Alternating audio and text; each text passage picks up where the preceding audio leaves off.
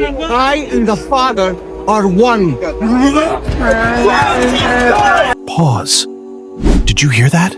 Wait, let me replay. Yeah, that, right there. I and the Father are one.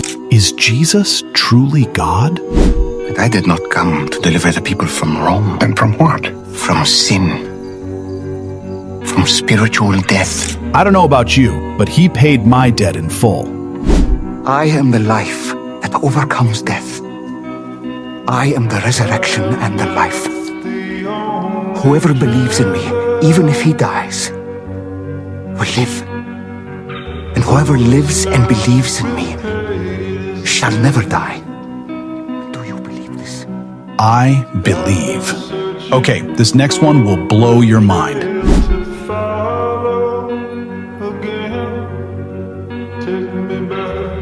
I am the law of Moses. This is proof Jesus is the one true God. He doesn't look at your life from far away. He sees you, he knows you, and he understands you because he chose to live as one of us. Scripture says that though he was rich, he became poor for your sake. He gave up everything just to come close to you. This is where Christianity stands alone. The true God doesn't demand humans climb up to him. He steps down to them. He comes near. Jesus stepped into the same kind of life you're living. He knew exhaustion, hunger, weakness. He felt what you feel. When temptation came, he faced it the way you do, yet without sin. Other religions describe gods who observe human weakness. Christianity reveals a God who enters it, a God who doesn't stand at a distance, but walks right into your struggle. And it wasn't just physical pain. Standing at a friend's grave, Jesus wept. He felt loss. He felt sorrow. He felt the weight of human pain.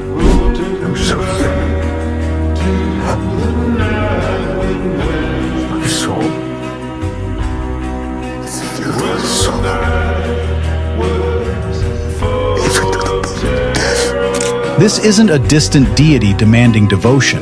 This is a relational God sharing in human suffering.